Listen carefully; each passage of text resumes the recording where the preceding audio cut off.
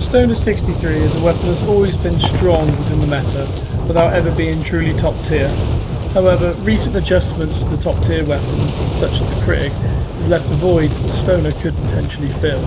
In this video I'll be taking the Stoner for a spin in solos, alongside the PPSH and MAC-10 to test the weapon and see if it can take its place at the top of the meta. If you like what you see, please take time to put the like, subscribe and notification bell on, and this will really help the channel grow. As you can see, I've already picked up a new up the air.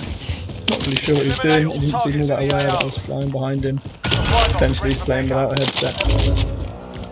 So, I proceed to drop onto the scav just to try and get a little bit of money together. Whilst I'm running around doing this scav, I note the car driving by, and let's see there's other people around the military base. New objective identified. Whilst doing the scav, I heard glass break, so thought there was someone up around here. So I'm walking with my ADS down just to keep the noise to as low as possible. As I do, I hear him running just by the other side of this wall. So I try and track where he's going, sneak up behind him. Again, he doesn't seem to be a particularly competent player, he's pretty unaware. He should have heard me sprinting just there, but yeah, he just comes absolutely flying out of this door, and I pick up a nice easy kill. So now I take the time to run down, finish the scav and pop my loadout. I picked the Stoner. I actually picked the Stoner with a ghost class rather than overkill to begin with. Area recon. I'm quite fond of doing this in solos. The number of UAVs, heartbeats, the number of campers, it just seems a lot easier once you've got ghosts. And as I've beaten secondary in the PPSH, I can just run with that. You see this guy again is just completely unaware, I'm not sure what he's doing. Nice easy kill for the Stoner. At that sort of range, once you've got the ADS up, there is absolutely nothing they can do. Right? The amount of damage it puts down, as again you'll see here, is just ridiculous. It puts people down before they can even react at all. So I drop a ping on the other side of the map because I noticed there was a dot, and then ran over to get a bounty, which fortunately for me pinged up exactly the guy that I knew was there. Once again here you'll see the absolute damage the Stoner can put down. If you manage to get the ADS up and mount it, it doesn't move, and the guy didn't have a hope to get me. Unfortunately for me, he did have self-revive, as everyone in solos always seems to. So I run up here, try and adjust the angle, because he's going to expect me to be over by that wall. Recon's inbound. Or so I thought. However, I didn't notice that I was actually his bounty, as well as he being mine. So he now knows exactly where I've rotated to. So I decided to get a little bit of cover, lie down, see if he has a little nibble at me.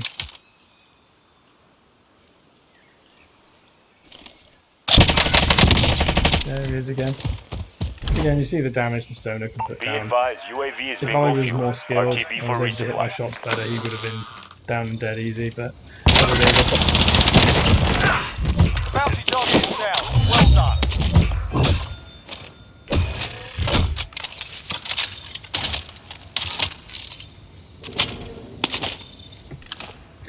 plenty of loot kicking around. I've already got gas mask and satchel, so I didn't really need much of it just to reload my Stoner. I actually run my Stoner without the fast mags attached to it, so it can take a little time to reload. However, I find that 75 rounds, particularly in solos, is way more than enough. If you're playing quads, potentially taking fast mags or 120 rounds might be the better option, but in this 75 seems fine. So I go ahead and pick up my MAC-10 and head back to the village and bounty contract. When I do, I get here and I see that there's a guy in melee around me with my UAV. So I decide to quickly just take him out. So when I'm walking up here, I can hear him running around on the inside. I can hear him running around, so I decide to ADS, sneak in the door, and catch him completely unawares in the sprint animation. When people are in that kind of sprint animation, there's almost nothing they can do to get the shots, because it will take them so long to sprint to fire that you'll pretty much have them dead already. So, onto the bounty. I realise this guy's camping in this building. I try and scope him out and can't see him. So right here what I do is I actually decide to shoot this bottom right hand window. You'll see why I do that in a second.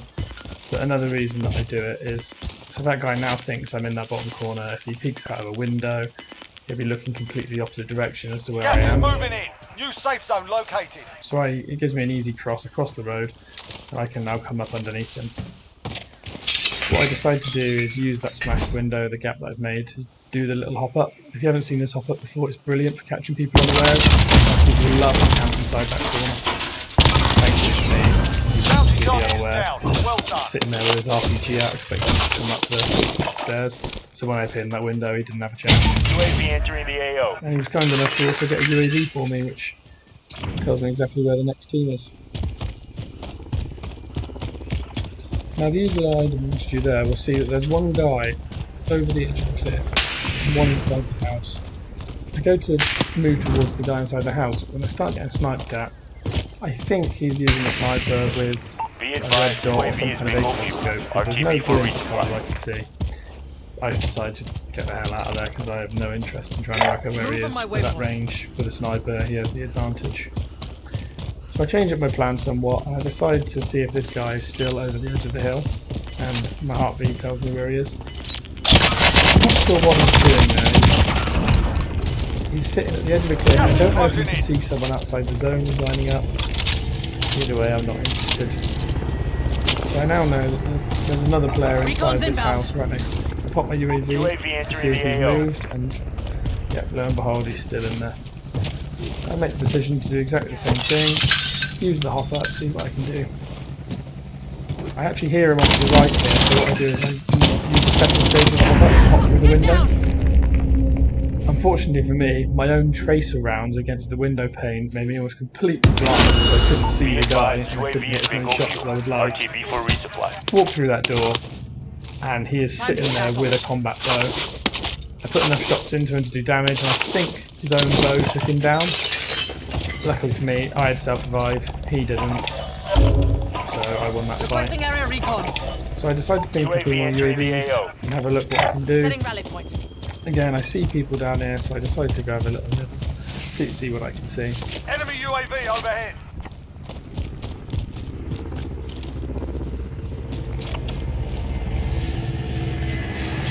Destination marked. Be advised, UAV is bingo fuel. RTB for resupply. Now I can see on the UAV that there is someone who just spawned above me. I'm having a look around, I can't work out where he is. And as I do, I spot the car, and I get a little bit too distracted on it. Turn around after seeing the ping on my UAV and realise this guy's dropped back in for his loot. I know that he is not going to have his guns. I thought he dropped in downstairs. So I jump out the window to see him, and as I do, he's moved back upstairs. Not quite sure how he got there. Fortunately for me, I actually dropped his own mine on his loot, which takes away his shield plates and gives me an easy kill to mop up.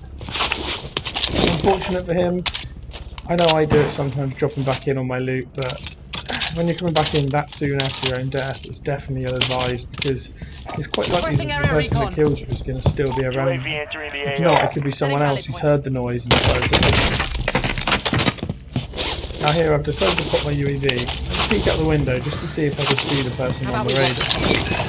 As I did, he already knows where I am, or how. He's lined up on that block waiting for me. Gets a lot of good shots, and I'm quite lucky not to go down. I decide to make a little rotation around the right just to see if I can get the range. As I do, I spot this guy moving around in this window, so I decide to see if I can get a yeah, banged into me. Pokes his head out, all headshots. Again, you can see the amount of damage and how quickly the stoner Gas is can closing in. put Relocating people the down. safe zone. He literally didn't have a chance, but that's before he was dead.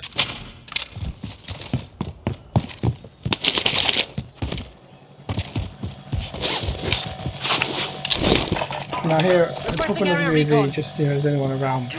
And then I realised that we're getting down to the last few people. There's actually only 7 people left in quite a large zone. So I decided to pick up a precision airstrike in case I get any picks at long range where the precision might help me. And then I rotated around the side, and I actually didn't see anyone for the next few circles. You'll see the number of people has now dropped to 4. So I'm playing this a little cautiously now. I've taken the high ground. I'm having a scan around trying to work out where people are. I can't find anyone near me. I've had a look around the houses off to the right when the zone was coming through, and there was no one in there to my surprise. So I know that most teams are going to be coming from the opposite side. I decided to lie down quickly and just wait for one of them to give themselves away. So the number of teams has now dropped to 3. In an ideal world, I'd now let these two 1v1, and the amount of noise they make would then tell me where they're going to be. Setting rally point. And lo and behold, red ping on the map telling me exactly where he is. I decided to make a switch over and I noticed the airstrike hitting just off to my right. So it's likely that this guy he's trying to kill is off to my right, and the guy doing the airstriking is off to the left. I decided to take this hill, nice high ground, nice head glitch, and keep pushing around until I see where they are.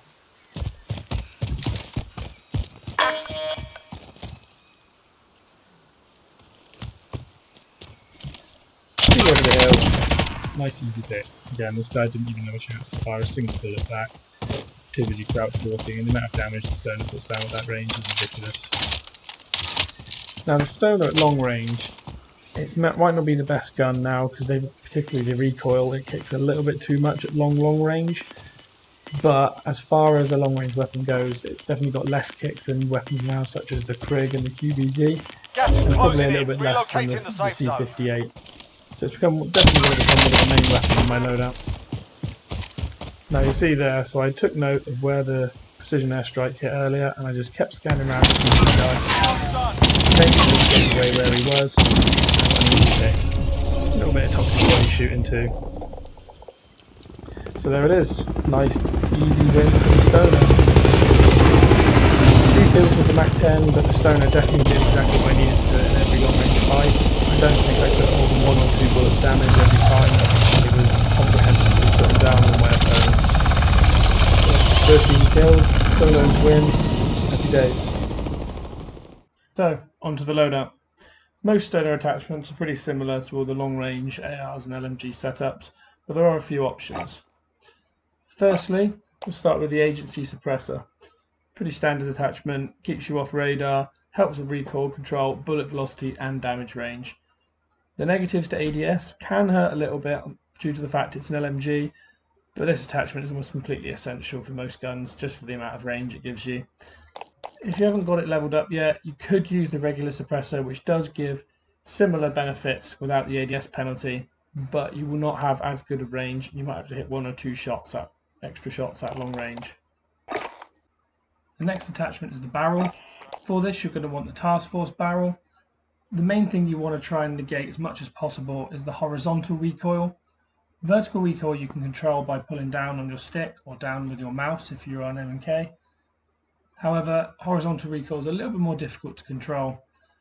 With the LMGs, there isn't a barrel which controls purely horizontal recoil, so for the stoner the best one is the task force barrel. If not leveled up, the match grade barrel will, similarly to the suppressor with the GRU suppressor, the match grade barrel will give you some of the benefits, a few less of the drawbacks, but the main problem is the fact that it's not going to give you the same level of recoil control and bullet velocity that you get from the task force. So I definitely stick with that if you have the levels in the gun. Third attachment is the Optic. I personally prefer the axial arms 3 times. Gives you good range, doesn't harm your ADS too much. I have however seen a few people go with the Royal and Cross 4 times. I'm a little bit against this as well because it fills up too much of your screen. You don't get as much view as you do with the 3 times, but each to their own. Final attachment. The next attachment is the underbarrel. With this, always go with the field agent grip. Gives you the best recoil control, horizontal and vertical recoil control, as covered in the barrel. If you haven't got this leveled up, you could go for the foregrip to give you a little bit better horizontal recoil control, but definitely try and get yourself leveled up to get the field agent grip. The final attachment, you kind of have a little bit of a choice, and it depends on what game mode you're playing and how much you like to bullet spray with this gun. For quads, the 120 round mag can be particularly strong because it means you can just put so much suppressing fire down on your opposition. You can really slow them down, really hold people back whilst the rest of your team gets a flank or gets a snipe, etc. You can just hold teams back And with 120 rounds, you can take out multiple people before you have to reload. However, it does have a 75 round mag, so you could always use the fast mag. This will basically just cut that reload time, so if you do have to poke down to get a reload, you can just do it quickly and get straight back in the fight. This doesn't come with, obviously this doesn't come with the penalty that the 120 has, which is slower reload, so the difference between the two is quite large. Out of these two, personally, I prefer the fast mag. If I'm running quads, I'll normally run the fast mag. In solos, however, I actually ran a rear grip. 75 rounds was more than enough for solos. It's probably also just enough for duos and probably trios as well. So you could easily run one of the tapes. Speed tape, airborne elastic wrap, or serpent grip. I most like the airborne elastic wrap because it also helps with that stability. So when you're ADS'd, your scope isn't swaying too much. So this would be my optimal build, and this is what I was running in the video. There is a way, however, if you don't have this weapon fully leveled up, to get a pretty good version of it. If you bought the Battle Pass, you could get this variant called the Forsaken Treaty. This has quite a few of the attachments that I've just mentioned. As you can see, it has the agency suppressor, it has the field agent grip. The only issue is it does have the match grade barrel. This isn't the end of the world, as it does give similar benefits to the Task Force, just not quite as strong. The Hawksmoor sight on it is not particularly great. I would go with the axial arms 3 times. Fortunately, this is one of the first unlocks that you get, so you'll have this pretty soon. The stock is the Raider stock, which you could use if you wanted, but I always take it off. And then as far as tapes go, I hope you've enjoyed the video and stick around for the next one. Remember, if I can get wins with this, you can too. Your average gamer out.